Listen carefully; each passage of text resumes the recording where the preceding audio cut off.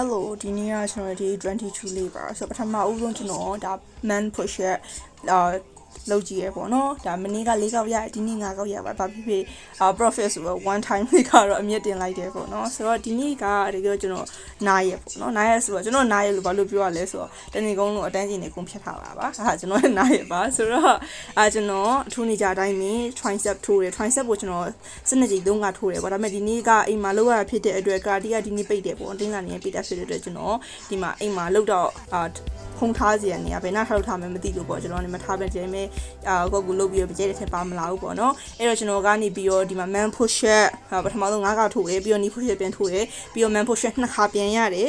ပြီးတော့ knee push up ပြန်ထိုးတယ်ပေါ့ဒီမှာဆိုမနေ့တော်တော်ထနေကျွန်တော်မှလေကပထားအချင်းအကြာဆုံးသူသားလို့တော့ကျွန်တော်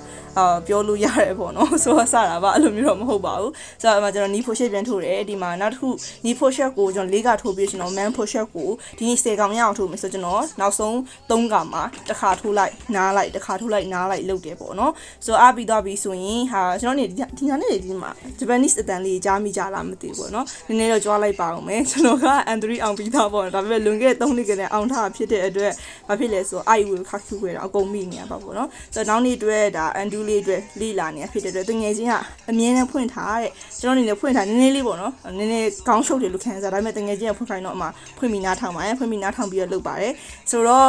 ဒီနေ့ကတော့ပြီးသွားပြီဆိုနည်းနည်းလေးဒါ try ကြည့်ရပေါ့နော်ဘာလို့လဲဆိုကျွန်တော် push up ထိုးရတာအရင်သဘောကျဖြစ်တဲ့အတွက်မလုပ်နိုင်ပြင်မဲ့ပေါ့နော်အဲ့လိုမျိုးလက်သီး push up လေးလည်းအရင်သဘောကျပါအဲ့တော့ကျွန်တော်ထိုးကြည့်ပါဒီနေ့ကတော့ဒီလောက်ပါပဲအားလုံးပဲbye byeပါ